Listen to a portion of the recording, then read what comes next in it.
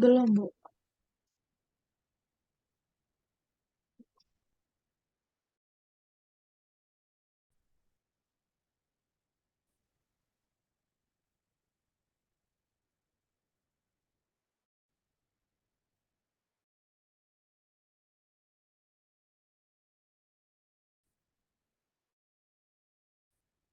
Udah?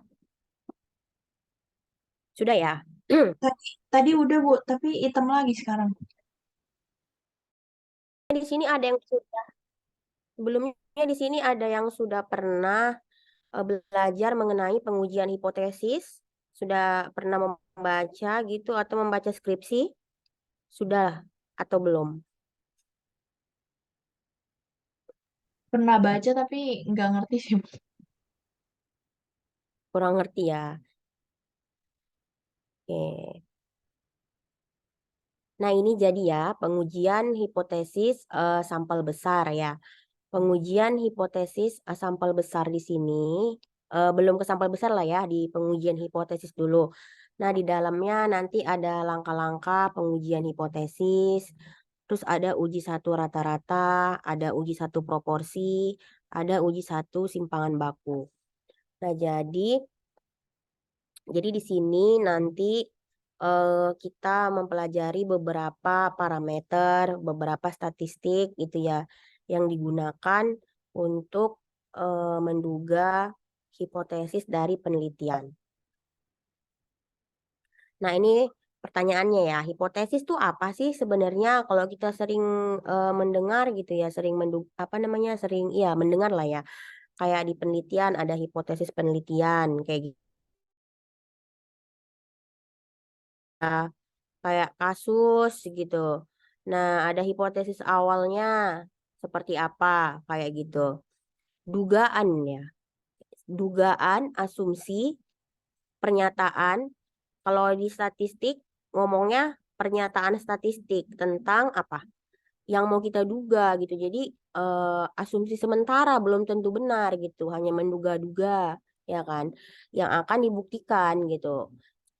Cara membuktikannya gimana? Nah, melalui banyak alat uji gitu, melalui banyak alat ukur ya kan. Nah, kalau kita bicara tentang hipotesis, artinya hipotesis itu nantinya bisa diterima, bisa ditolak gitu. Diterima kalau bukti dukungnya kuat. Ditolak kalau ternyata tidak cukup bukti. Sama sih kayak kita misalnya melihat fenomena aneh atau kejadian peristiwa ya yang sedang terjadi gitu ya. Misalnya kasus kriminalitas, terus ada yang katakan terbunuh atau misalnya yang apa ya penculikan sebagainya gitu ya di kasus kriminalitas dan hukum ada dugaan sementara hipotesis awalnya apa gitu yang mau dibuktikan sebelum ada vonis gitu. Nah, kalau di dunia hukum itu namanya vonis. Tapi kalau di dunia statistik ya namanya apa? Sebelum ada inferensia gitu. Artinya nantinya ya hipotesis itu akan kita buktikan ya kan karena dia akan menduga sesuatu. Yang diduga apa? Yang diduga adalah populasi. Nah, ini di sini kalian pada semester berapa ya? Kalau boleh tahu. 8 ya? Sorry. Berapa Dua, kemarin? Bu. 4. Oh, 2 Baru dua. baru ya. Baru ya, baru banget. Jadi belum belum ini ya, belum belajar metodologi penelitian ya. Terus nyusun skripsi juga masih lama ya. Tapi nggak apa-apa ya, buat gambaran aja sih. Jadi dia kenapa disebut hipotesis? Jadi karena sebenarnya pernyataan ini masih lemah, ya kan, kebenarannya atau tingkat kevalidannya, sehingga perlu dibuktikan atau, ya kan, diklarifikasi, ya kan, karena sifatnya masih sementara, bisa berubah, ya kan, bisa berubah. Oke, lanjut lagi. Pengujian hipotesis di dalam metode penelitian atau di dalam katakanlah mau menyusun skripsi, pengujian hipotesis itu dia prosedur yang dilakukan dengan tujuan, ada tujuannya. Jadi mau ya kan kita pengen memutuskan apakah menerima atau menolak hipotesis mengenai parameter populasi. Artinya kita mau menerima atau menolak hipotesis gitu mengenai parameter populasi. Katakan di sini nanti kan skripsi kalian mau memakai data primer nih gitu. Sampelnya perusahaan, ya kan? Perusahaan yang bergerak di bidang industri tekstil gitu ya. Kan banyak tuh di Jakarta ya, ratusan ya skala besar, industri besar, industri sedang gitu ya, malah ribuan gitu. Tapi kan kita sebagai peneliti tidak punya keterbatasan ya, tidak bisa gitu meneliti semuanya, sehingga nanti kita akan mengambil sampel, ya kan beberapa. Nah, dari sampel-sampel itu nanti kalian akan membuat hipotesis yang digunakan untuk menjawab dugaan terhadap masalah kalian. Kalian punya masalah apa terhadap industri? Katakan mau mau meneliti tentang faktor-faktor yang mempengaruhi efektivitas produksi ya, efektivitas dan produktivitas dari apa? Dari industri tekstil, ya kan? Dari industri tekstil di Tanah Abang, misalnya di Cilegon, seperti itu. Nah, itu butuh dibuktikan, itu butuh dilakukan penelitian dengan sampel yang ada. Hipotesis ada dua di sini, yaitu ada hipotesis nol, yaitu hipotesis yang diartikan sebagai tidak adanya perbedaan antara ukuran populasi dan ukuran sampel. Artinya apa? Artinya dugaan kita itu sama. Artinya apa yang kita duga yaitu ukuran populasi dan ukuran sampel itu sama.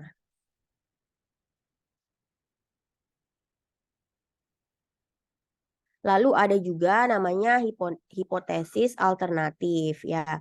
Ini lawannya hipotesis nol ya kan?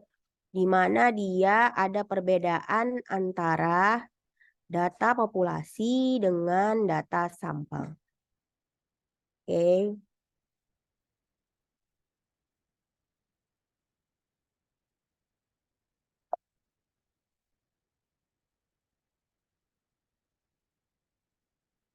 Kemudian di samping ada dua jenis hipotesis, yaitu tadi hipotesis nol dan hipotesis alternatif. Nanti inilah yang akan berperan ya di dalam artikel yang mau kalian bahas itu gitu. Tapi nanti sifatnya bukan dijabarkan menjadi hipotesis nol dan hipotesis alternatif, hanya dalam bentuk satu kalimat saja sebenarnya. Apa sih yang diduga oleh peneliti terhadap artikel itu?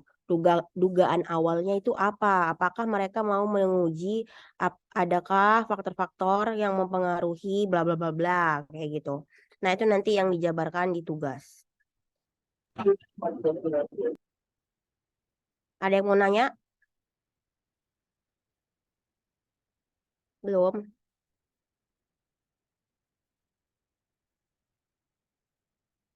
Kemudian selain ada jenis yang tipe ya, tipe hipotesis, ada juga bentuk rumusan hipotesis itu seperti apa.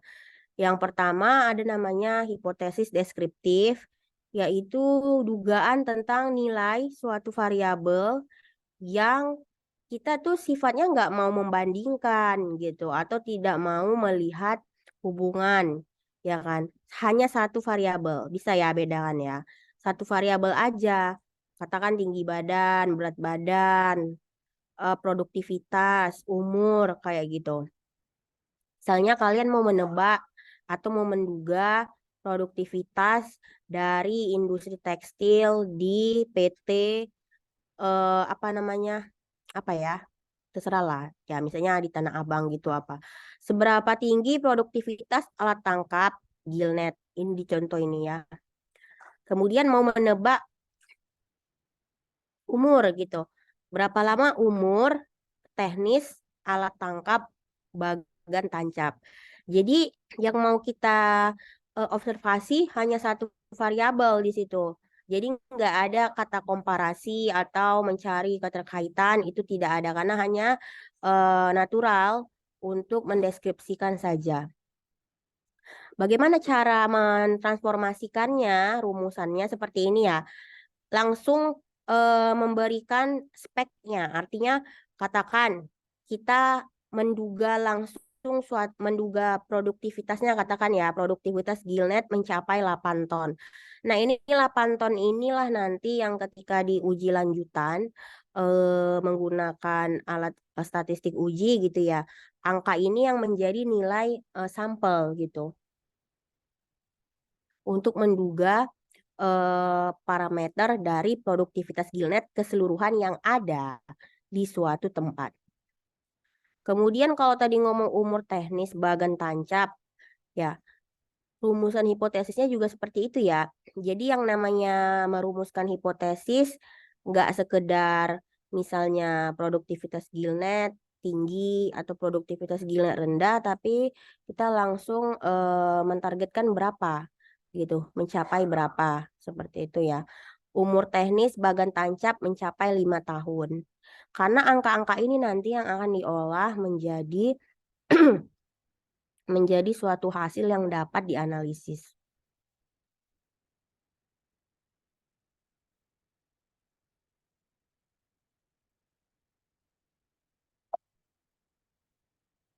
Oke.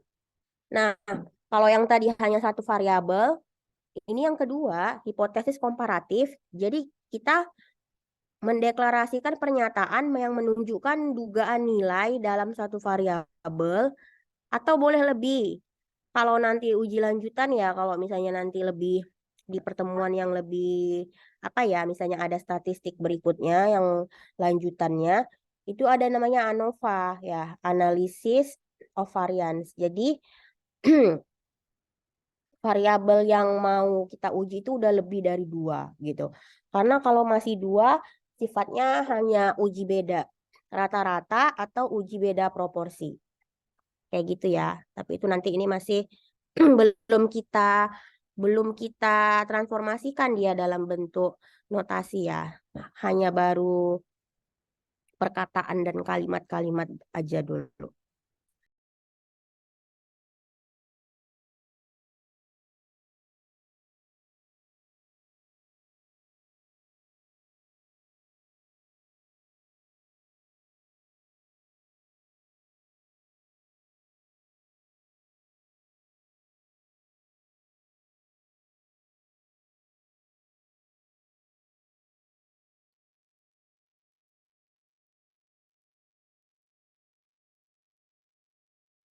Oke, yang kedua, ini juga kita membandingkan dua hal.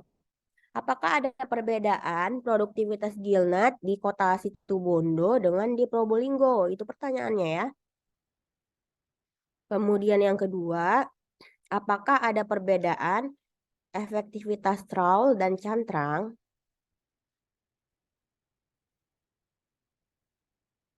Nah, jadi ini kita mengkomparasi dua hal yang berbeda, tapi yang diukur satu gitu. Yang diukur satu hal yang sama di tempat atau lokasi yang berbeda.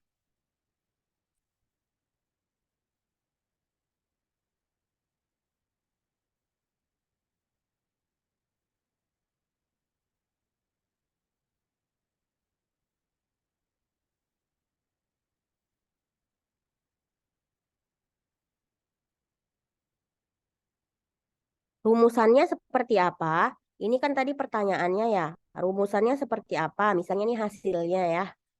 Tidak terdapat ternyata setelah diteliti tidak terdapat perbedaan produktivitas padi di Situbondo dengan Probolinggo. Dan juga efektivitas trawl tidak berbeda dibandingkan cantrang.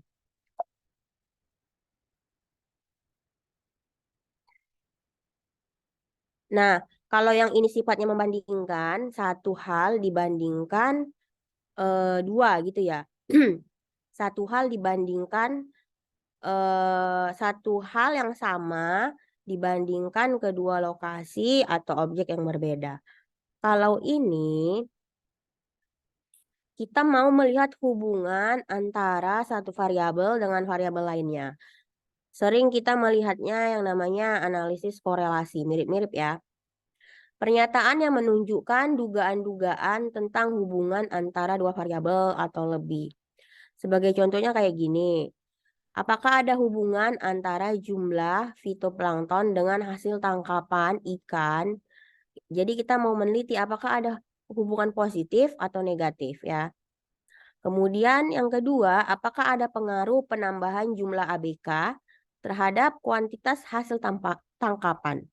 Pengaruh penambahan jumlah ABK.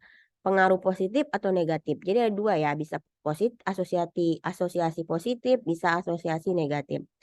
Nah, ketiganya ini adalah bentuk-bentuk hipotesis. Ini familiar ya di jurnal-jurnal. Jadi nanti yang di artikel yang 4 itu dari judulnya aja pasti kita udah bisa tahu ya. Cobalah dilihat di situ ya. Misalnya kayak nih,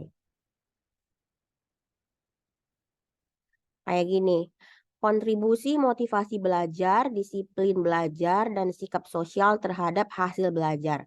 Nah, dari sini harusnya teman-teman sudah pada tahu apa sih yang mau dibuktikan dari penelitian ini gitu. Jadi sebenarnya hipotesisnya itu gampang saja, hanya satu kalimat kayak gitu.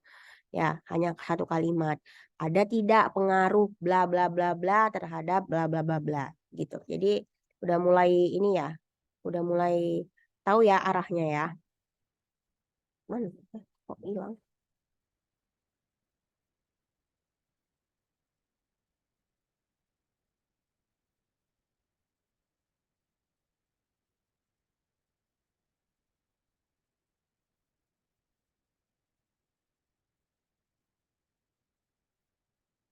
Oke, kita lanjut. Nah, yang namanya menduga-duga gitu sama kayak kita misalnya, oh ya kamu kalau menduga tuh jangan yang apa ya, yang lagi sering ya familiar kita ngomong tuh kan suuzon gitu ya, negatif thinking, positive thinking gitu sama orang padahal kita nggak kenal gitu misalnya atau belum tahu tapi sotoy gitu. Nah, yang namanya dugaan itu ada yang baik, ada yang nggak baik. Nah, dalam statistik pun begitu gitu. Jadi ada ciri-ciri hipotesis yang baik ya, yang seperti apa dan memenuhi kaidah-kaidah ilmiah. Jadi nggak selamanya hipotesis itu benar gitu. Kalau hipotesis itu tidak menunjukkan apa? Ini poin-poinnya ada 6. Pertama, hipotesis harus menyatakan hubungan. Kalau hipotesis itu tidak punya poin-poin yang mau dibuktikan itu apa, variabelnya itu apa sebenarnya gitu ya. Itu namanya bukan hipotesis seperti itu.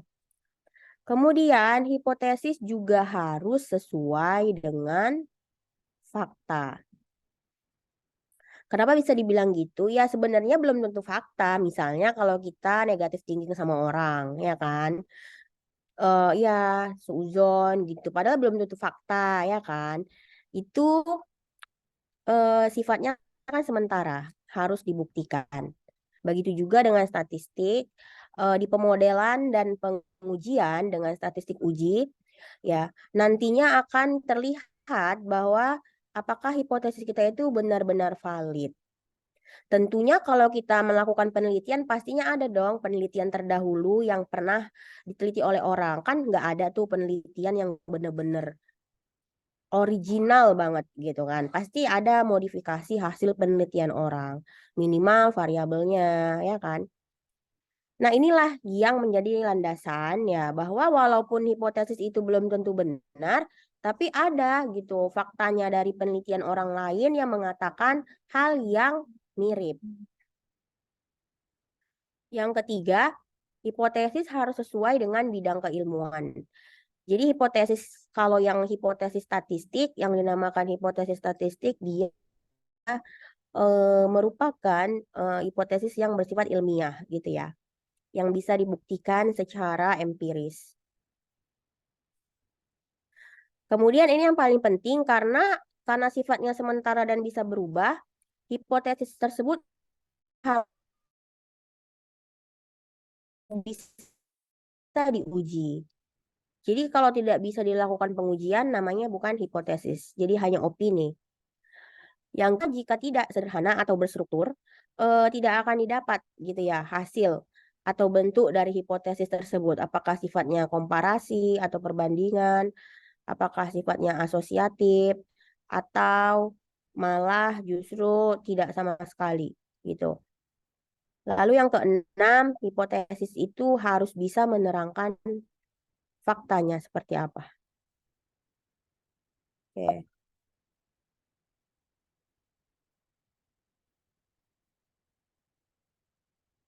Oke, ini teori ya.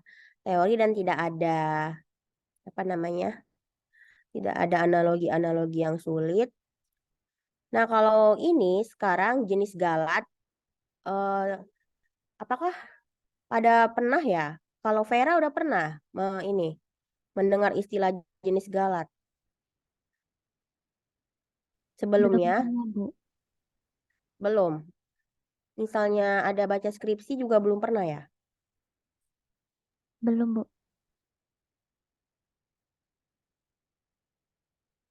Nah, kalau di dalam penelitian itu sering kita mendengar ya ada namanya dua jenis galat. Yang pertama, galat jenis satu yaitu kita menolak H0 padahal H0 itu benar. Jadi bisa saja kita itu menolak H0, artinya keputusan kita tuh salah ya. Padahal H0 itu benar kayak gitu. H0 itu keadaan yang sebenarnya. Atau malah yang kedua, yaitu galat jenis dua.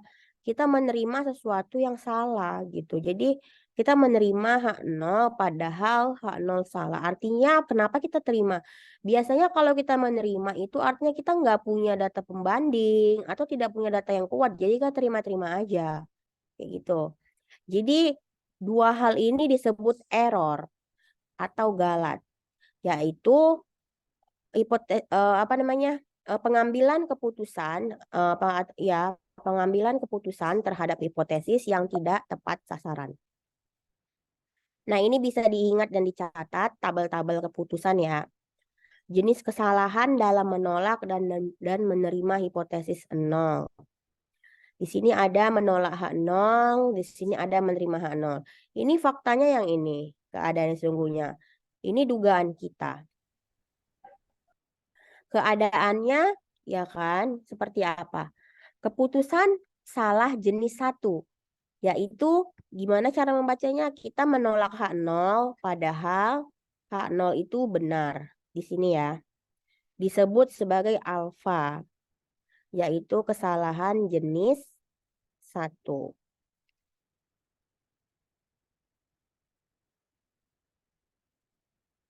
Kemudian ada juga yang namanya kita tolak H0, tapi H0 itu eh, eh, salah, benar ya harusnya.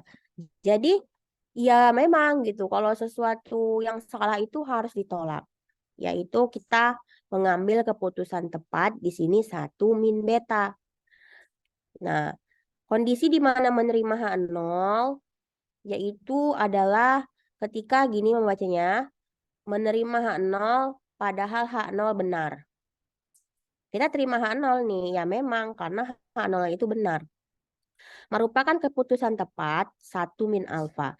Jadi kebalikannya, kalau tadi kesalahan alfa, kalau kebenaran itu satu minus alfa.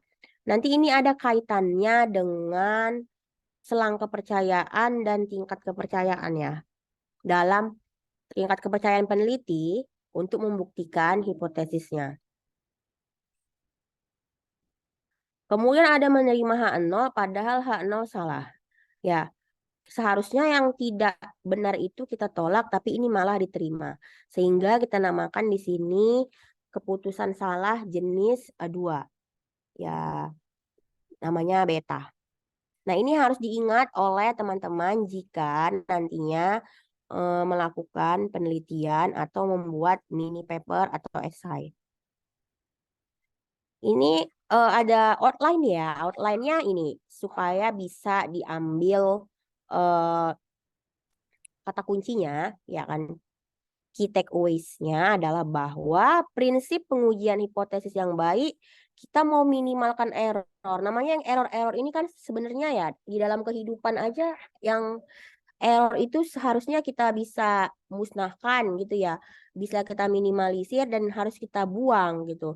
Sama juga dalam hal pengujian yang melibatkan sampel-sampel, apalagi sampelnya besar, error itu harus diminimalkan sehingga nilai alfa dan beta harus sekecil mungkin. Biasanya alfa 1%, 2%, paling besar itu 10% itu untuk penelitian-penelitian sosial ya, karena penelitian sosial sifatnya dinamis ya. Kalau penelitian-penelitian yang sifatnya ilmu alam, kedokteran, biasanya errornya lebih jauh relatif kecil dibanding penelitian sosial.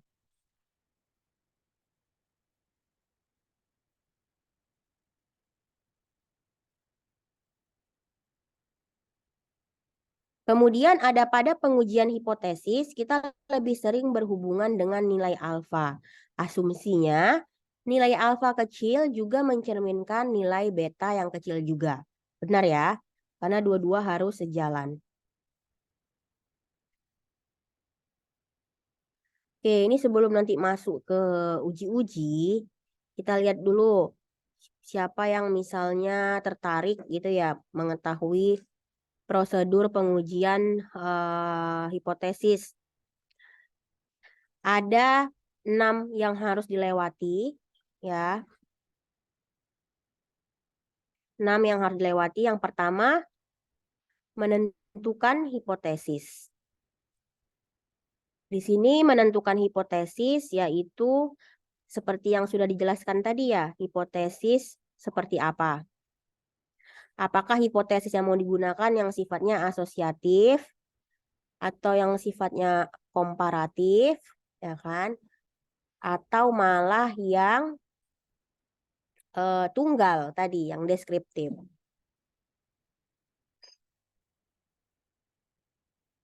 Kemudian menentukan taraf nyata. Taraf nyata di sini adalah alfa dan beta tadi. Tingkat kesalahan yang bisa kita toleransi itu ya. Berapa? Oke. Kemudian ada juga menentukan kriteria pengujian, yaitu kriteria pengujian ini nanti kita sifatnya misalnya apakah dia menggunakan sampel besar, apakah sampel kecil, atau apakah menggunakan proporsi, seperti itu. Kemudian menentukan wilayah kritis atau penolakan, yaitu wilayah penolakan ini kayak tolak H0 jika ya alfa lebih dari 5%, seperti itu. Kemudian ada juga namanya menentukan statistik uji ya. Statistik uji itu ada banyak ya, ada uji Z, uji T, ada juga uji P ya. Lalu setelah ada statistik uji, terus dicari, ya dicari tingkat apa namanya perhitungannya, didapatlah nanti kesimpulan. Kalau mau kita lebih gampang sebelum ke sini, misalnya ya, kita lihat video ini ya.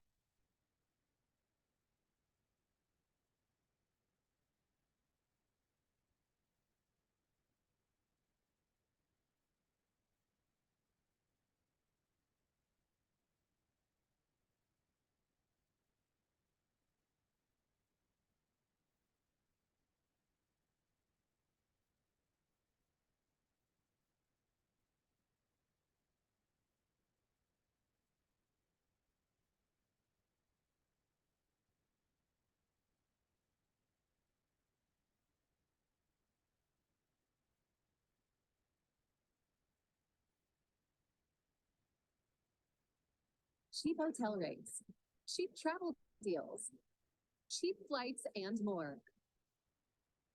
StatQuest in the morning, StatQuest at night, StatQuest in the afternoon. It's all right. Kedengaran nggak? Terdengar, Bu. Kedengaran ya? Bu. Oke. Imagine there was a virus, and we had 2 drugs we could use to treat it. So we give drug A to 3 people and measure how long it takes each person to recover from the virus. The first thing we notice is that not everyone recovered in the exact same amount of time.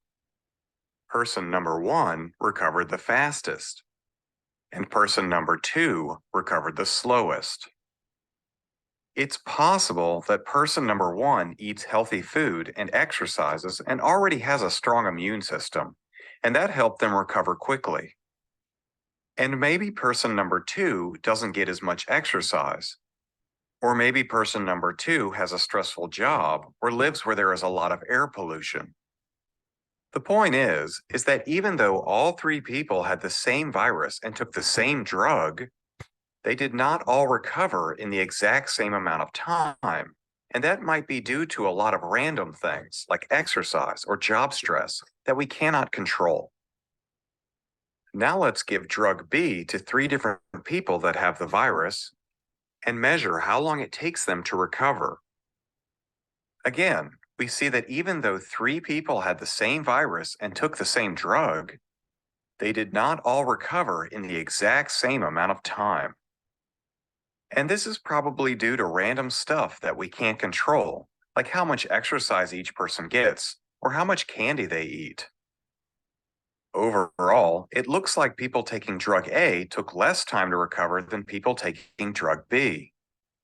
And when we calculate the mean or average value for drug A and the mean value for drug B, we see that, on average, there's a 15-hour difference between drug A and drug B. So, after seeing this preliminary data, it might seem reasonable to form the following hypothesis. People taking drug A need, on average, 15 fewer hours to recover than people taking drug B. And now that we have this hypothesis, we can test it by repeating the experiment. Now when we calculate the means, we see that, on average, people taking drug A need 35 more hours than people taking drug B. Compared to our preliminary data, this result is very unexpected. In fact, it is the opposite of the original hypothesis. But it is also possible that all 3 people that took drug A in the second experiment have super stressful jobs and unhealthy lifestyles. And maybe that's why it took them so long to recover. And maybe everyone taking drug B was well rested and super healthy to begin with. And maybe that's why they recovered so quickly. But it is also possible that we mislabeled drug A and drug B and did the wrong experiment. So we repeat the experiment, and again, the results are totally backwards from the preliminary experiment and totally backwards from the hypothesis that we made. So, again, just to make sure we didn't mislabel things, we redo the experiment. And again, these results are the opposite of the original hypothesis. So we just keep repeating the experiment, each time double-checking every little detail. And every time we do the experiment, we get the opposite result of the original hypothesis. So, after doing all of these repeated experiments, where we double-checked every little step, we can confidently reject this hypothesis that we came up with after doing the preliminary experiment. Bam! Now let's imagine we had 2 more drugs, C and D. Confidently reject this hypothesis that we came up with after doing the preliminary experiment. I'm not going to name names, but imagine there was an experiment. If you're ready to create a job-winning resume and cover letter, you've come to the right place. Resume.io. Only this time, instead of getting something that's the exact opposite of what we expected, we get something that is only slightly different. In this case, the difference is in the same direction, but it is only 12 hours. Then we repeat the experiment again, and again, we get something slightly different from the preliminary experiment and hypothesis. The difference is in the same direction, but this time it is 13.5 hours. The good news is that we probably didn't mislabel the drug like we did last time. And the differences between the three experiments might be due to random things we cannot control. Like maybe these people exercised a lot and had relatively healthy diets, compared to these people who took longer to recover. But regardless, the hypothesis says that people taking drug C needed 13 fewer hours to recover. But when we repeated the experiment, the first replicate said the difference between averages was 12, which is different from the hypothesis. And the second replicate said the difference was 13.5, which is also different from the hypothesis. And let's be honest, the only reason the hypothesis says 13 fewer hours is because that was the result from the first experiment. However, we could have just as easily put 12 fewer hours in the hypothesis because that's what we got the second time. Or we could have put 13.5 fewer hours in the hypothesis because that's what we got the third time. So if we just pick one experiment like the first one and use that to define the hypothesis, then we have two experiments that are not different enough to give us confidence to reject the hypothesis, but because there is just as much data suggesting that the difference is 12 hours, and there is just as much data suggesting that the difference is 13.5 hours, these experiments don't make us super confident that the hypothesis of 13 fewer hours is correct. Again, maybe drug A reduces recovery by 13 fewer hours, but maybe it reduces recovery by 12 hours, or 13.5. Because the results from the repeated experiments are not different enough to cause us to reject the hypothesis, and because they don't convince us that the hypothesis is correct either, the best we can do is fail to reject. Nah, ini dari kita ini ya. Kita pause sebentar ya. Jadi dari ini animasi yang diberikan bahwa ada berbagai eksperimen ya yang diberikan kepada ada drug A, B, C, dan D. Ya, kemudian dari hasil-hasil eksperimen tersebut dilihat bahwa masing-masing obat itu memberikan reaksi yang berbeda terhadap pasien untuk sembuh gitu. Padahal gitu ya obat ini sama gitu manfaatnya. Nah, di sini kita lihat durasi-durasi yang dibutuhkan untuk masing-masing jenis obat untuk bisa sembuh itu bisa berbeda. Ada yang lebih cepat, ada yang bisa lebih lama untuk menyembuhkan orang-orang gitu. Dan hasil eksperimen tersebut tidak memberikan hasil yang di sini kita lihat tadi hasil dari ini kan. Hasil-hasil dari eksperimen berulang ini tidak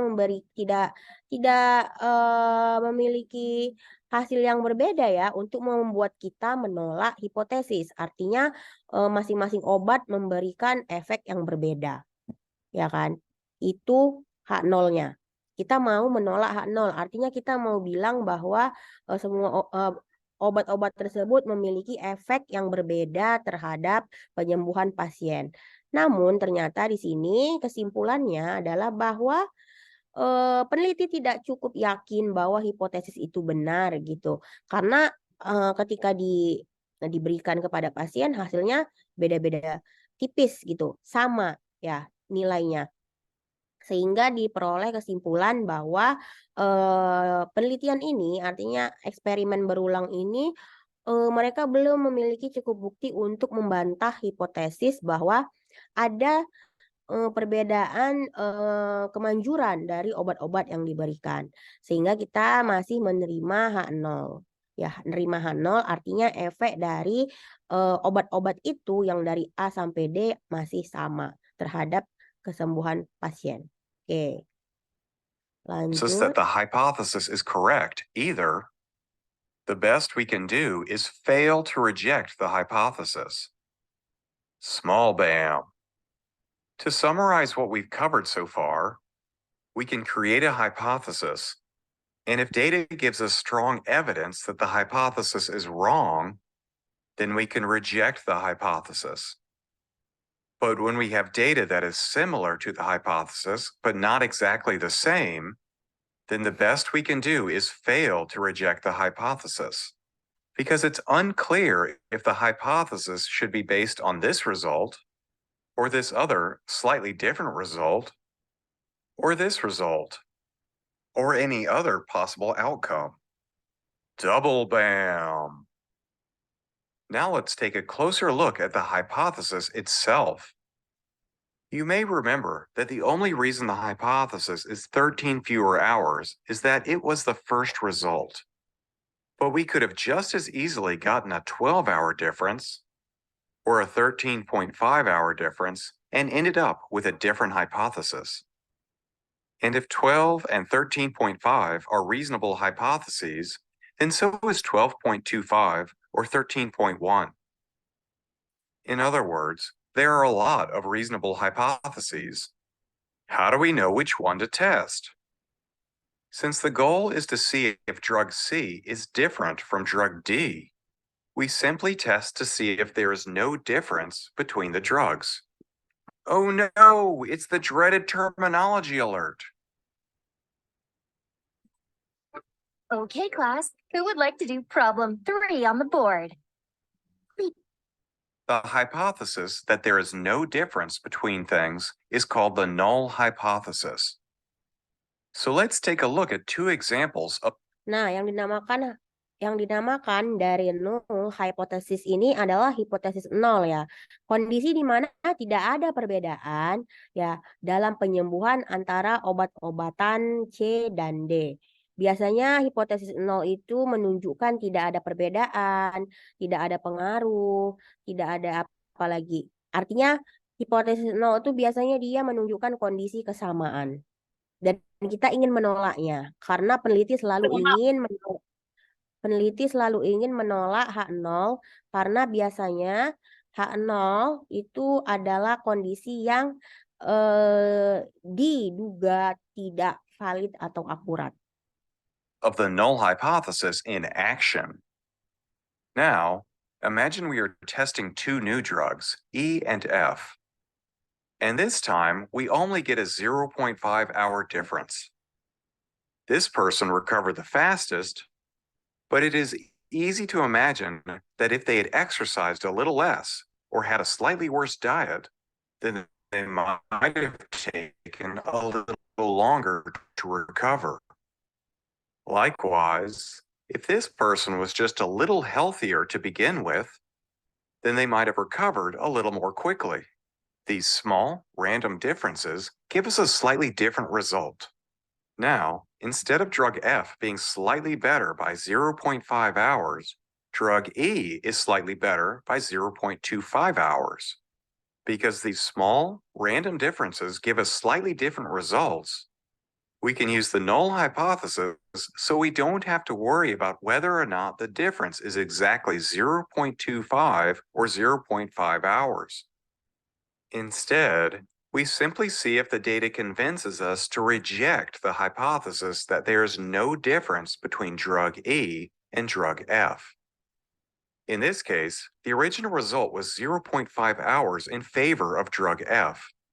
But small, random things could have easily changed the result to be a 0.25-hour difference in favor of drug E.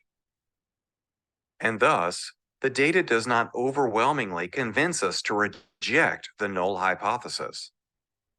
So we fail to reject the null hypothesis that there is no difference between the drugs. In contrast, if we tested the drugs on a lot of people, and little random things would not change the results very much, then we could confidently reject the null hypothesis that there is no difference between drug E and drug F. Bam. Note, without the null hypothesis, we need preliminary data in order to make a statement that we can test in follow-up experiments. This is because we don't know if we should test if the difference is 13 hours or 13,000 hours until we get some data. In contrast, The null hypothesis does not require preliminary data because the only value that represents no difference. Triple bam. In summary, rather than get stressed out over a large number of possible hypotheses that we could test to see if drug C is different from drug D, we use the hypothesis to determine if there is a difference.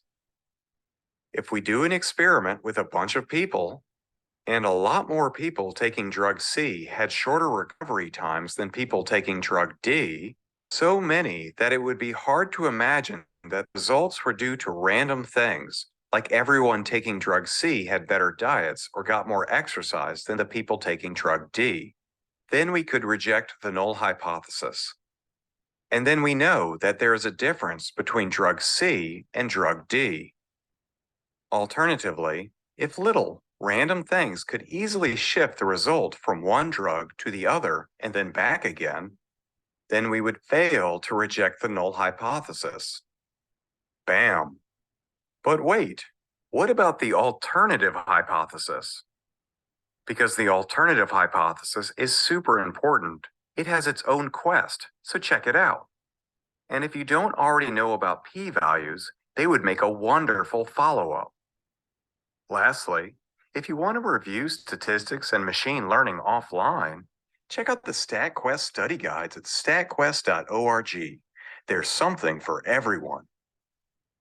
Hooray! We've made it to the end of another Oke, jadi dari ilustrasi itu ya bisa dibedakan bahwa hipotesis alternatif itu hipotesis yang ingin kita terima dan syaratnya adalah kita harus punya cukup bukti untuk mengatakan hipotesis alternatif kita itu benar.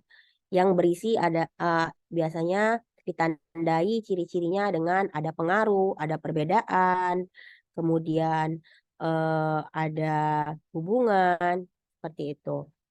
Oke, sebelum nanti lanjut ke situ, kita masuk dulu ke materi yang berikutnya.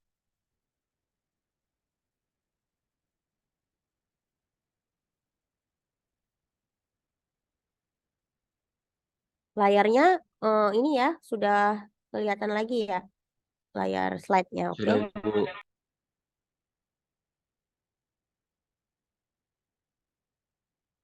Nah, pengujian hipotesis seperti yang dikatakan sebelumnya dan juga di video tadi ya, bahwa sebenarnya bagaimana sih cara menguji gitu, cara menguji bahwa hipotesis kita itu benar atau salah. Ya, kata kuncinya adalah dengan melakukan pengujian gitu ya. Pengujian di sini bisa ada berapa macam gitu, tergantung dengan variabel atau observasi yang mau dilakukan penelitian. Contohnya, ini namanya uji satu arah. Notasinya seperti ini ya. Katakan ini theta. H0 theta sama dengan theta 0. Seperti yang dijelaskan tadi juga pada ilustrasi, biasanya H0 itu ciri-cirinya ya, notasinya itu sama dengan. Oke. Kemudian H1 biasanya notasinya itu kurang dari atau lebih dari ya.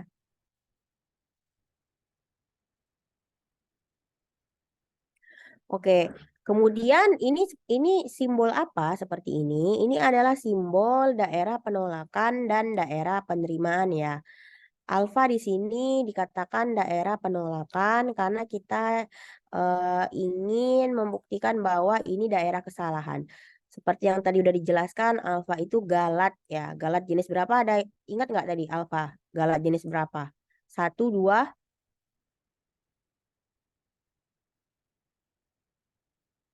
Vera, alfa galat jenis berapa?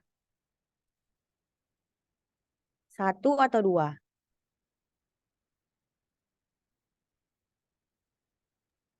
Satu bukan, Bu. Satu ya. Alfa galat jenis 1 ya kan. Dan ini 1 min alfa. 1 min alfa artinya inilah daerah keputusan yang benar. Yang diarsir ini adalah wilayah penolakan, artinya nama lainnya ya, wilayah kritis. Kemudian yang di bawah Ya, yang di bawah juga ini sama, cuman bedanya ini uji kanan dan uji kiri. Artinya kalau uji kiri, hipotesisnya seperti ini, kurang dari. Berarti di sini ya, sebelah kiri. Kalau uji kanan, dia sebelah kanan. Oke, di sini.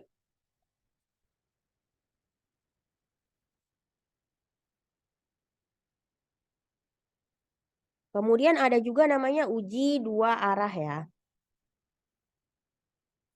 Uji dua arah ini daerah penolakannya bisa kiri kanan ya.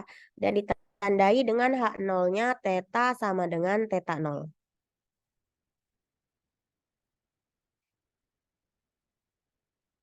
H1 theta tidak sama dengan theta 0 ya. Jadi karena ini uji dua arah, ya peluang wilayah kritisnya bisa dua. Kita akan menolak H0 jika theta kurang dari theta 0 atau malah jika theta lebih dari theta 0, oke? Dan ini adalah daerah penerimaan.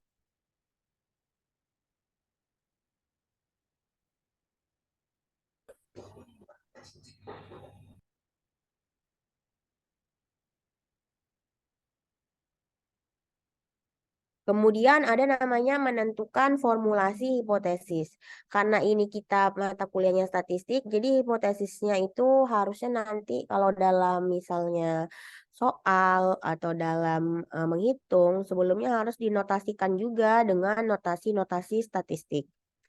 Nah, yang ini formulasi hipotesisnya yaitu hipotesis 0. Dirumuskan sebagai pernyataan yang akan diuji.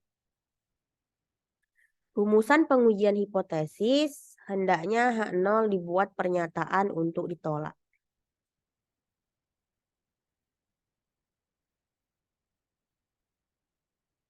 Kemudian hipotesis alternatif atau tandingan, dia dirumuskan sebagai lawan atau tandingan dari hipotesis 0. Bentuk H1 terdiri dari ini ya. Jadi H1 selalu simbol ketidaksamaan. Ingat, kalau simbol kesamaan sama dengan itu H0. Kalau simbol ketidaksamaan itu selalu H1. Bisa kurang, lebih, dan tidak sama dengan.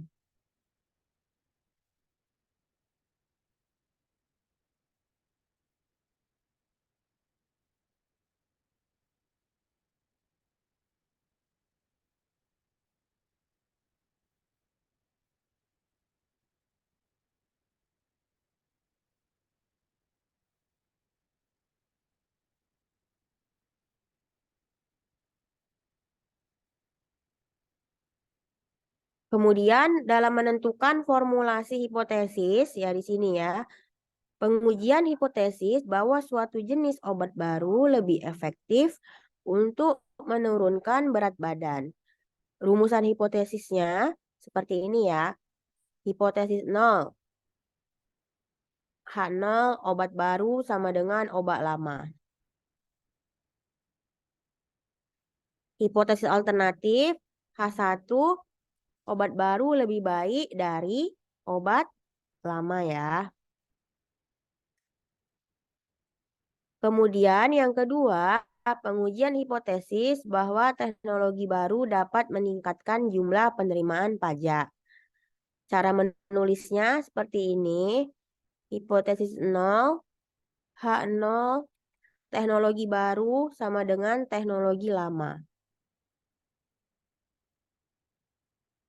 Hipotesis alternatif H1, teknologi baru lebih baik dari teknologi lama ya.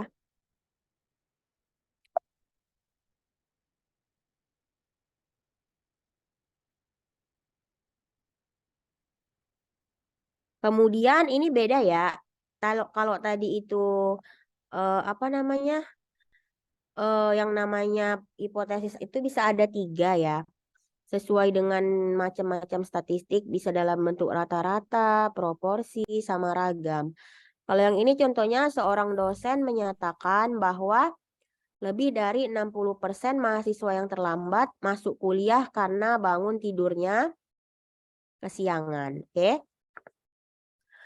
Rumusan hipotesisnya Hipotesis 0, H0, P sama dengan 60%, ya sama dengan 0,6.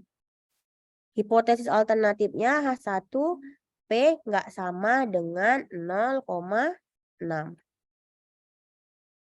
Kemudian yang keempat, seorang dosen menyatakan bahwa dalam mata kuliah statistik inferensia, prestasi belajar mahasiswa laki-laki lebih tinggi daripada prestasi belajar mahasiswa perempuannya, ya kan?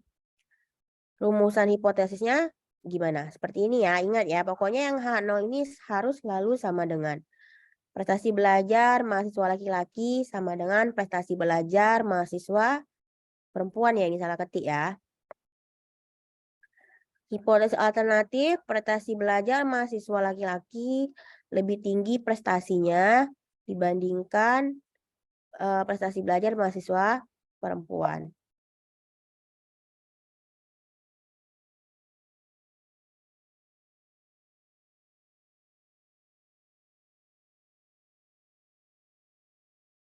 Oke, sampai di situ penulisan hipotesis dari berbagai uji, ada yang mau tanya dulu?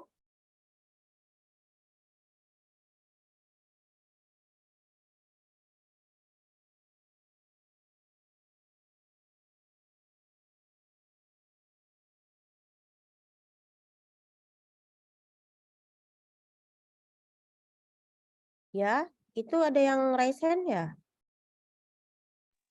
Iya, Ibu, saya. Iya, siapa namanya? Sabrina ya? Iya, saya Zafira Sabrina, izin bertanya, Bu. Ya. Saya masih kurang begitu paham, apakah dalam setiap penelitian itu kita harus bikin H0 sama H1-nya, Bu? Oke. Oke, bagus sekali pertanyaannya. Jadi sebenarnya dalam sebuah penelitian, kalau nanti penelitian yang sifatnya itu ujian tanda kutip ya. Kalau kalian misalnya kan mau skripsi. Kalau di skripsi harus dijabarkan hipotesis 0 dan hipotesis alternatifnya. Karena sebenarnya mendefinisikan H0 dan H1 itu adalah prosedur yang seharusnya gitu ya. Tapi kalau nanti kalian sebagai peneliti kayak misalnya kalian menulis jurnal, menulis artikel yang dipublis gitu, yang sifatnya itu komersil atau enggak yang dibaca oleh halayak, biasanya kalau di jurnal gaya bahasa dan gaya penulisan sudah tidak lagi menjabarkan H0 dan H1 gitu. Bukan menutup kemungkinan tidak ada yang membuat seperti itu ya. Apalagi kalau penelitiannya itu benar-benar pure statistik murni. Tapi biasanya untuk penelitian-penelitian ekonomi, bisnis, dan sebagainya, tidak semua peneliti mencantumkan H0, H1. Tapi untuk untuk kepentingan tesis dan skripsi biasanya harus dijabarkan. Agar si penilai tahu bahwa apa yang mau kita sanggah di situ. Kira-kira seperti itu. Gimana Sabrina? Baik, Ibu, sudah terjawab. Terima kasih. Oke, baik. Sama-sama. Lalu kita lanjut ya. Ini menentukan formulasi hipotesis. Ada dasar yang dipakai untuk merumuskan hipotesis. Di antaranya pengetahuan yang diperoleh dari teori. Yang kedua, hasil penelitian. Yang ketiga dari pengalaman, kemudian dari ketajaman berpikir. Jadi kita semakin banyak menulis, semakin banyak membaca, dan semakin banyak meneliti, kita semakin sense of statistics kita semakin kuat ya. Sehingga kita langsung bisa gitu, baca judulnya aja udah langsung tahu apa ini hipotesis yang mau diambil. Nah, tadi di prosedur penelitian ada namanya yang nomor 2 menentukan taraf nyata. Taraf nyata ini toleransi kita sebagai peneliti. Kita mau nerima kesalahan dari eksperimen kita itu berapa persen toleransinya, kayak gitu. Taraf nyata ini dalam bentuk persen ya, biasanya 1%, 5%, 10%. Kayak yang saya bilang tadi 10% penelitian sosial. Nah, nanti jangan bingung juga di beberapa buku referensi, biasanya yang Walpole atau juga metode penelitian yang dari luar, besarnya kesalahan biasa disebut sebagai kritis pengujian. Artinya wilayah kritis ya, critical region atau daerah penolakan atau region of rejection ya.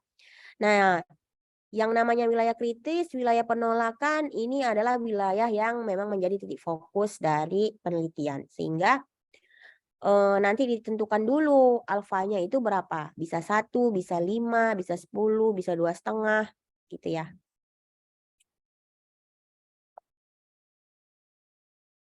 Nah, ini contohnya ya. Ini contohnya taraf nyata. Taraf nyata alfa, berapa persen? Di sini kalau dia uji satu arah namanya alfa. Tapi kalau dia uji dua arah karena kiri kanan alfanya kita bagi 2.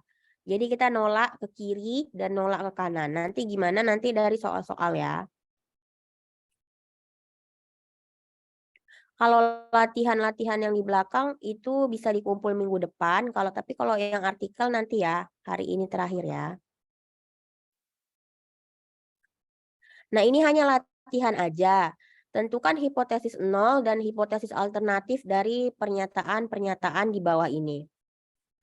Rata-rata curah salju di Danau Toba, salah ini ya. Curah hujan maksudnya. Selama bulan Februari 21,8 cm kubik. Banyaknya staf dosen di suatu perguruan tinggi yang menyumbang acara pengumpulan dana tidak lebih dari 20%. Secara rata-rata anak-anak di Santa Luis berangkat dari rumah ke sekolah menempuh jarak nggak lebih dari 6,2 km. Di restoran X, rata-rata stik yang dihidangkan sekurang-kurangnya 340 gram. Oke. Ini nanti bisa berlatih ya. Nanti slide-nya saya kasih ya ke PJ-nya. Nah, ini kalau mau ngelihat ada banyak bukan banyak sih sebenarnya, nanti ada lagi namanya uji ragam. Jadi ini 2 dulu, uji rata-rata sama uji proporsi. Ada uji rata-rata 1, uji 1 rata-rata, ada uji 2 rata-rata, ada uji 1 proporsi, ada uji 2 proporsi.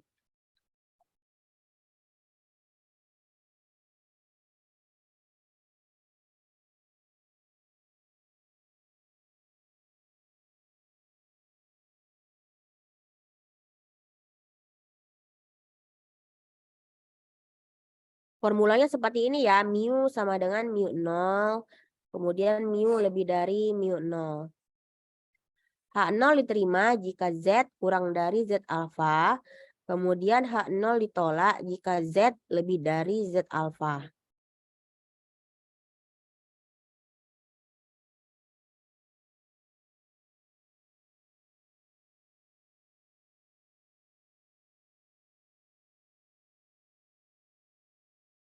Kemudian ini ada mu sama dengan mu 0. Kriteria pengujiannya H0 diterima jika Z lebih dari min Z alfa. H0 ditolak jika Z kurang dari min Z alfa.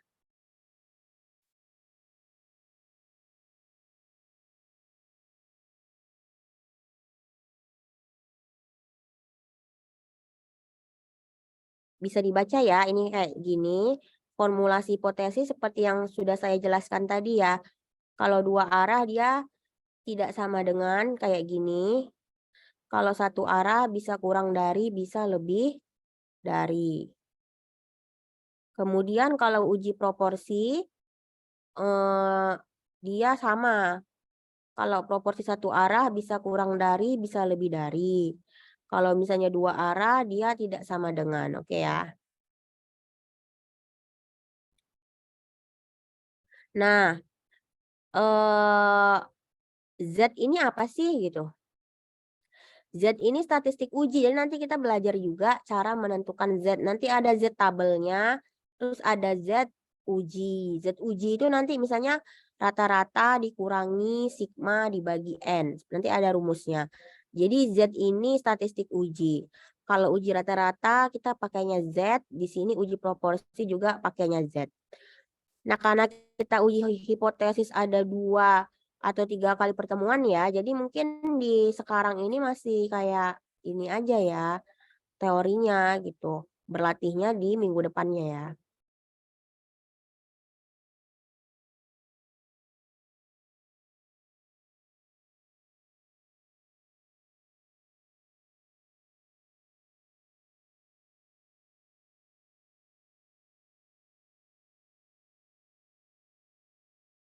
Nah, ini ada uji satu rata-rata ya.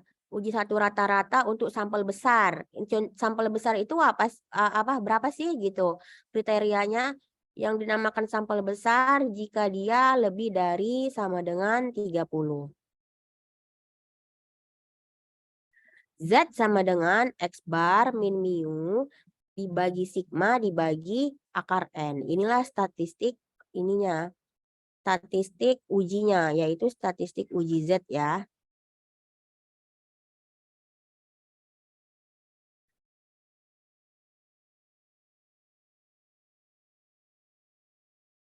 Keputusannya tolak H0 dan terima H1 pada tingkat signifikansi jika Z lebih dari Z1 min alfa per 2 atau Z lebih dari Z1 min alfa atau Z dikurangi min Z1 min alfa ini ya.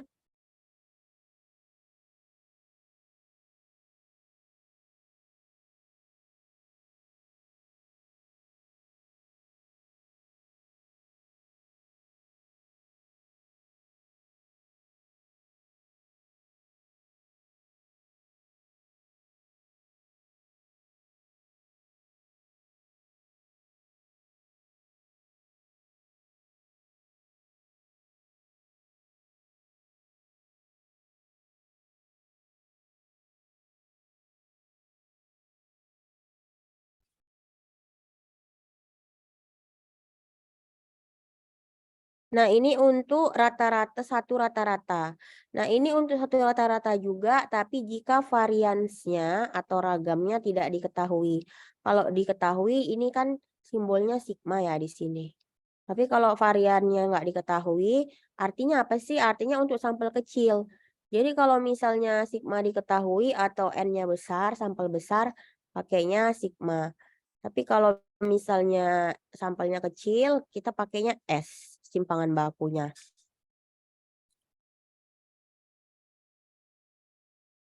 Wilayah penolakannya adalah di bagian yang diarsir ya di sini. Ada kiri dan kanan, terus ada kanan, ada kiri aja gitu ya kalau untuk satu arah.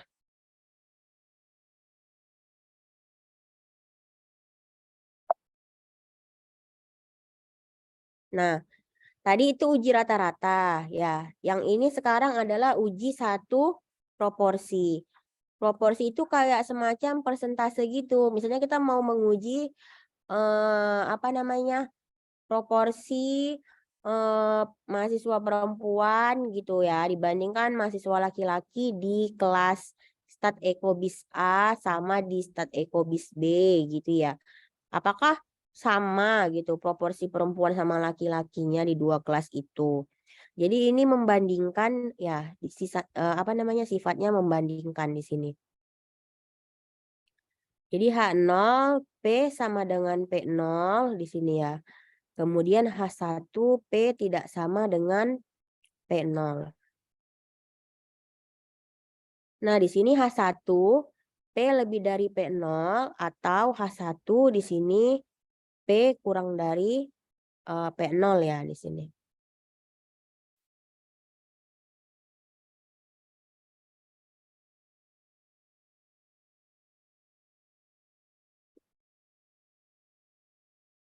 Kemudian di sini ada uji statistiknya ya, Z ya.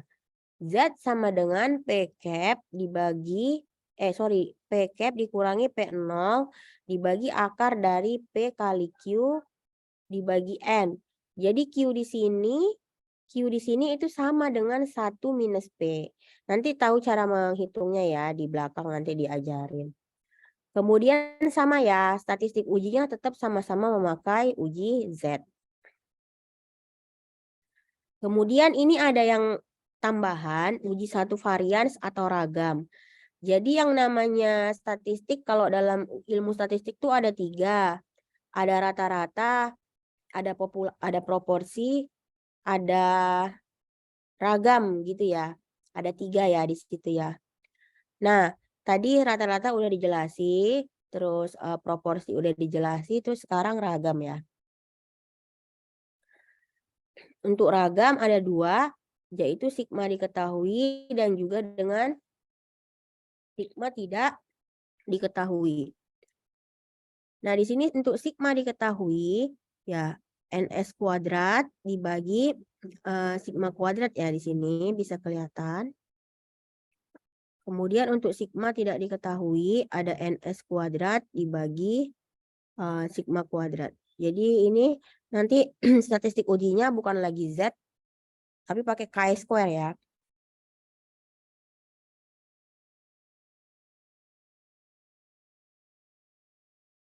Nah, ini contoh-contoh soal semua. Nanti mungkin minggu depan ya kalau ini kita pelajari karena banyak juga. Oh, ini ada tugas.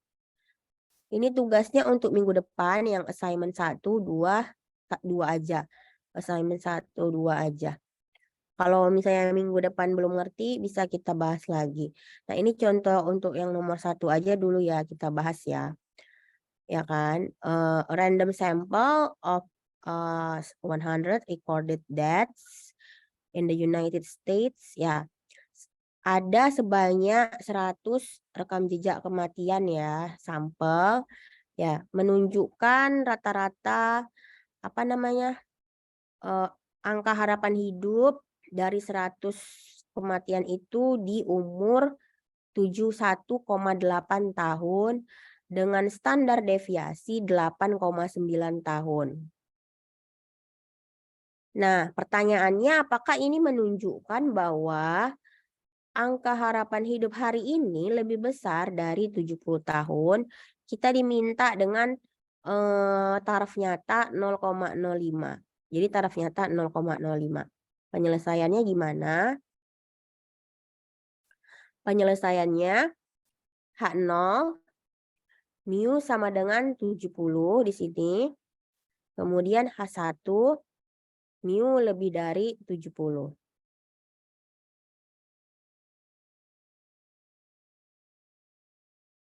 H0 mu sama dengan 70. Oke ya.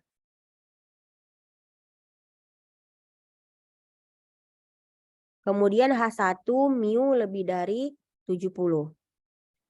Karena pertanyaannya apakah rata-rata harapan hidup lebih besar dari 70 tahun, artinya kita mau nunjukin ini lebih dari 70 ya. Kemudian alfa sama dengan 0,05. Oke ya.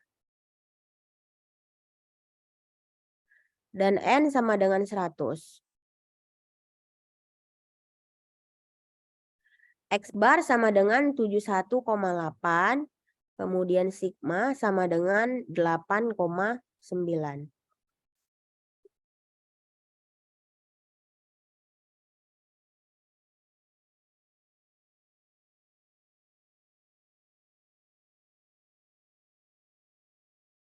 Z sama dengan X bar min mu dibagi sigma dibagi akar N.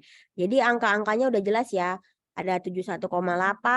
Ini dikurangi 70. 70 itu mu yang diharapkan ya. Kita mau membuktikan apakah memang benar gitu kan. Bahwa angka harapan hidup yang ini ya. Sekarang itu lebih dari 70. Kita mau menolak H0. Artinya mau menerima H1 ini. Jadi nanti coba dihitung. Ini berapa? 71,8 dikurangi 70 dibagi 8,9 dibagi akar 100 ini. 8,9 dibagi 10 ya. Nanti dapatnya 2,02. Z itu 2,02. Nanti Z 2,02 dibandingkan dengan Z1 min alfa ya.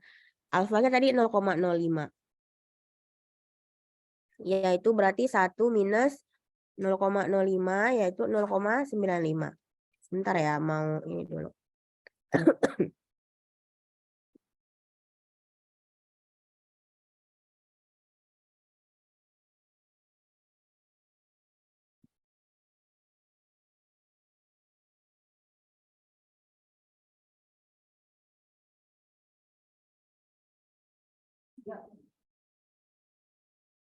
kalau kita Z 0,95 kalau kita lihat di tabel Z, nanti setelah ini ya, setelah apa namanya, untuk minggu depan ya, kita sebelum mata kuliah ini dibagi dulu ya tabel statistik ujinya Z dan T ya.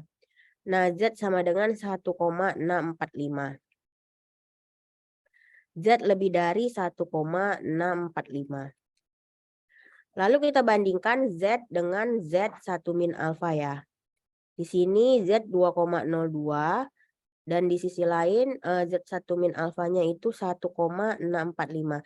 Kita bandingkan yang mana yang lebih besar gitu. Kalau semisal Z uji kita lebih besar dari Z1 min alfa, artinya kita tolak H0.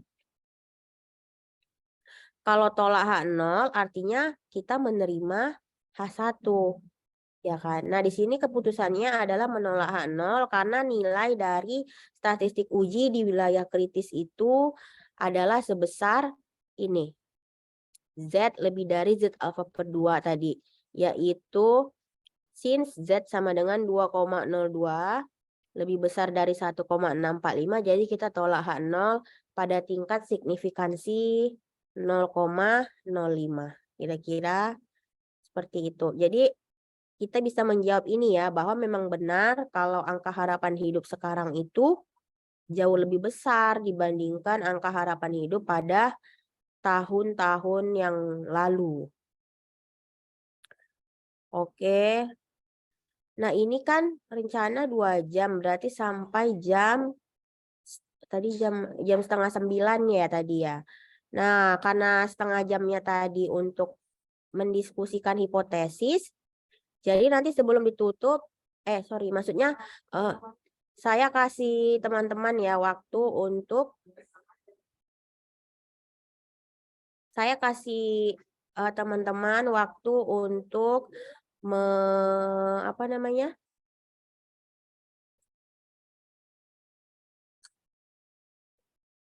Saya kasih teman-teman untuk membaca 4 artikel ini dan menentukan hipotesisnya ya.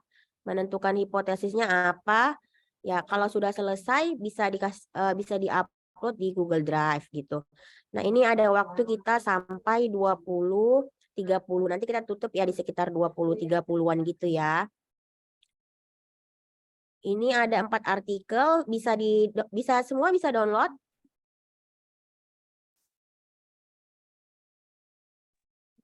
Udah saya kasih di grup, Bu. Udah dikasih di grup ya. Oke, sebentar ya. Tadi saya nemu yang satunya lagi.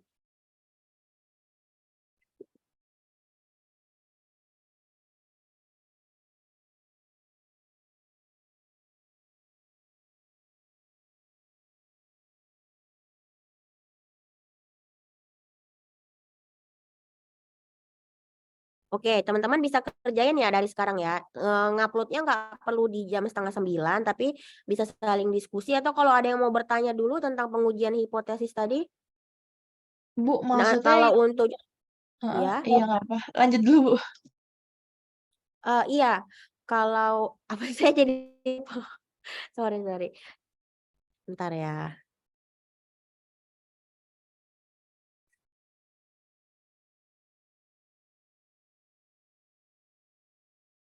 Oke, tadi pertanyaannya apa Bella? Coba tanya aja dulu. Soalnya tadi udah lupa sama yang mau diomongin.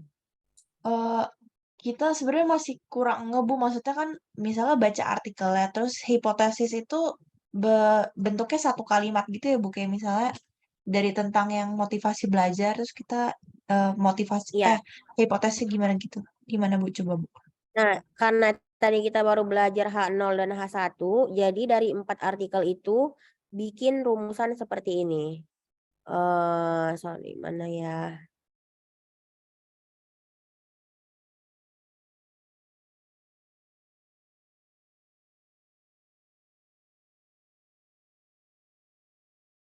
Bikin hipotesis seperti ini.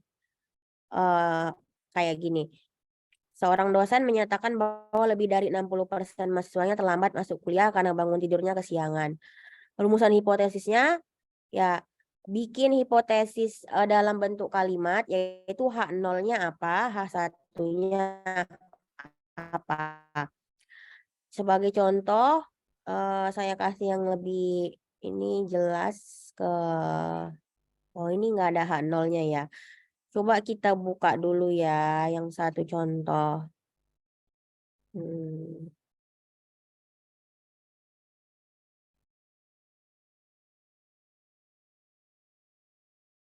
Nah, yang ini di artikel yang kontribusi motivasi belajar ini, kan judulnya kontribusi motivasi belajar, disiplin belajar, dan sikap terhadap hasil belajar. Kalau dari judulnya sekilas kita mikir bahwa hipotesisnya itu H0 tidak ada hubungan, tidak ada pengaruh antara kontribusi tidak ada pengaruh dari motivasi belajar, disiplin belajar, dan sikap sosial terhadap hasil belajar. Itu H0-nya ya. Kalau dari judulnya, H1-nya berarti kan sesuatu yang harus tidak H0 harusnya sesuatu yang tidak memiliki pengaruh, tidak memiliki hubungan, dan tidak memiliki kesamaan. Artinya H0 ini adalah kondisi yang sama gitu. Jadi ada atau tidaknya variabel ini nggak ngaruh apa-apa ke hasil gitu. Jadi ingin kita tolak karena kita harus ingat bahwa H1 itu adalah sesuatu yang mau kita terima gitu. Nah, saya kasih contoh kalau dari sekilas dari judul H0 tidak ada pengaruh motivasi belajar, disiplin, dan sikap sosial terhadap hasil belajar. H1-nya berarti kalau H0-nya tidak ada pengaruh, berarti H1-nya ada pengaruh motivasi belajar, disiplin belajar, dan sikap sosial terhadap hasil belajar. Tapi kan ini hanya sekilas. Nah, kalian perlu baca dulu. Mungkin bisa baca abstraknya dulu gitu. Apa benar variabel yang diteliti hanya cukup 3 itu aja, hanya 3 itu aja. Siapa tahu di abstraknya itu ada variabel lain yang terlewat gitu. Jadi saya kasih contoh ini aja sih, saya kasih contoh kasarnya aja seperti itu tadi. Bikin H0-nya bisa bikin H1-nya. Saya kasih contoh kasarnya yang tadi. Tidak ada pengaruh sama H1-nya ada pengaruh gitu. Nanti kalian kembangkan sendiri dari abstraknya. Baca abstraknya sama baca hasil ininya. Hasil pembahasannya ya. Jadi harus Berarti dibaca. baca abstrak, baca hasil pembahasan, terus habis itu tentuin H0-nya, H1-nya udah itu dong, Bu? Atau ada lagi, Bu?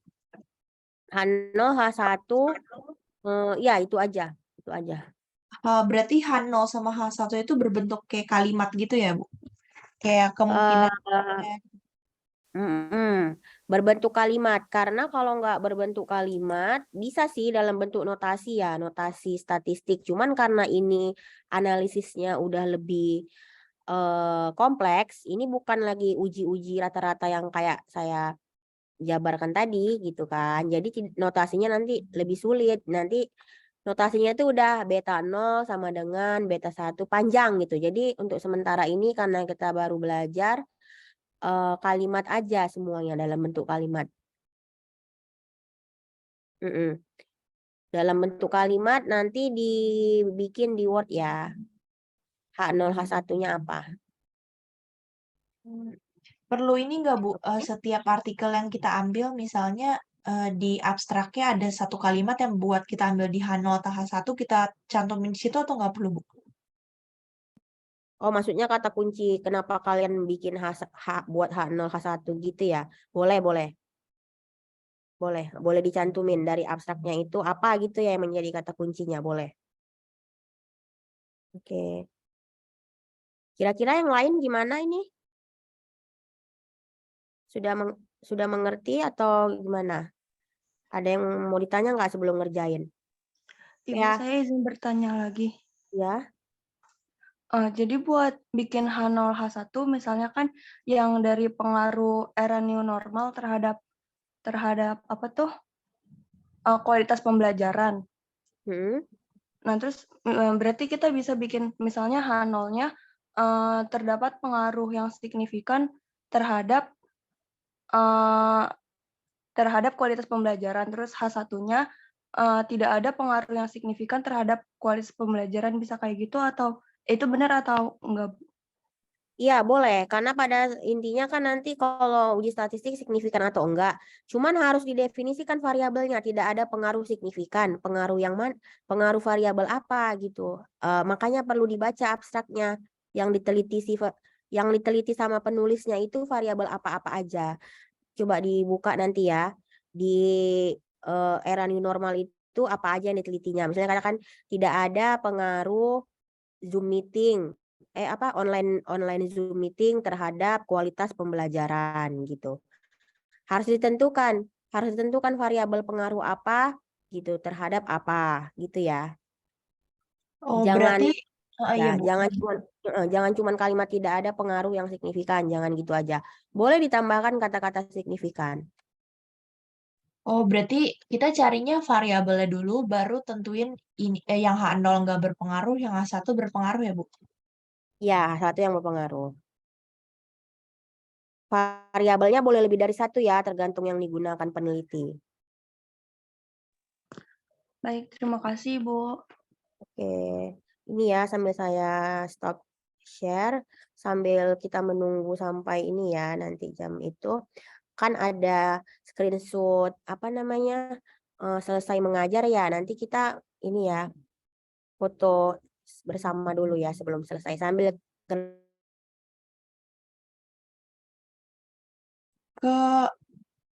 mute, Bu.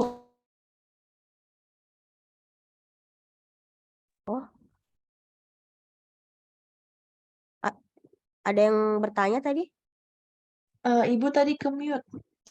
Oh ya, maksud saya kan kita ada ini ya di waktu selesai mengajar ada screenshot ya dokumentasi. Nanti jadi sambil kalian ngerjakan nanti sebelum ditutup kita ada foto bersama dulu gitu.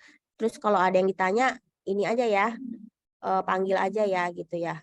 Panggil aja sambil kalian mengerjakan, oke? Selamat mengerjakan ya. Oke, Bu.